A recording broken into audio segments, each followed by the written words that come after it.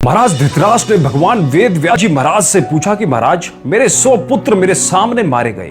बड़ा आश्चर्य है, मुझे अपने पिछले 100 जन्मों का स्मरण है कि मैंने एक भी पाप उनमें नहीं किया, फिर मेरे 100 बेटे क्यों मेरे सामने मारे गए। व्यास जी बोले, अरे मूर्ख, बस तू तो सृष्टि जब से बनी है तब से जन्म ले रहा है, ना जाने कब क्या किया तूने। धृतराष्ट्र बोले, तो महाराज बताओ। उनके अंदर का अंधेरा दूर हो चुका था। व्यास जी ने बताया कि 100 जन्मों से पूर्व तू भरतवर्ष का एक बड़ा ही प्रतापी और धार्मिक राजा था। तब रामेश्वरम को जाते हुए मानसरोवर के हंसों ने तेरे बाग में अपने परिवार के साथ बसेरा किया। एक हंस की हंसनी गर्भवती थी, वह तुम्हारे पास आया और तुमसे निवेदन किया, मैं अपनी गर्भवती पत्नी को बाग में छोड़े जा रहा हूं। और वह हंस रामेश्वरम चला गया। इधर उस हंसनी ने 100 बच्चों को जन्म दिया। तुमने उन्हें चुगने के लिए मोती दिए, पर एक दिन तुम्हारे रसोइये ने एक हंस के बच्चे को पकाकर तुझे खिला दिया।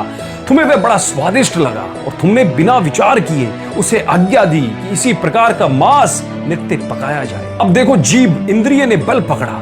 तुमने यह भी नहीं पूछा कि यह क्या है, कहां से प्राप्त होता है। तुम मोह में अंधे हो गए और रोज उसी मांस की इच्छा करने लगे, और इस प्रकार उस हंसनी के मोती चुगने वाले 100 के 100 बच्चों को तुम खा गए। अब वह हंसनी अकेली रह गई।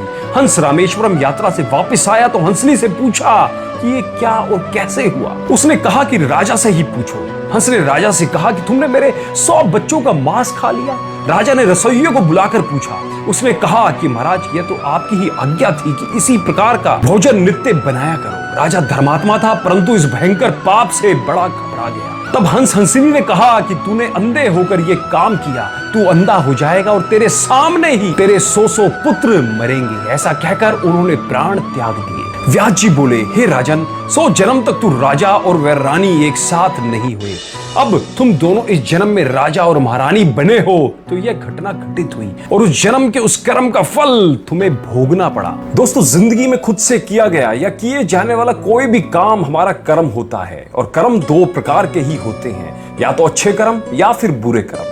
और ये हमारे कर्म ही होते हैं जो हमारे आने वाला कल बनाते हैं। इंसान का भविष्य इंसान के किए जाने वाले कर्मों पर निर्धारित होता है। यदि कर्म अच्छे होंगे तो उसका फल भी अच्छा ही मिलेगा, और यदि कर्म बुरे होंगे तो उसका फल भी बुरा ही होगा। दोस्तों, इस कहानी से मैं आपको यह समझाना चाहता हूं कि जो इंसान जैसा कर्म करता है उसे वैसा ही फल मिलता है। जब हम किसी का बुरा सोचते हैं या करते हैं तो उसका बुरा हो या ना बुरा हो, लेकिन बुरा सोचने वाले का या बुरा करने वाले का जरूर बुरा होता है।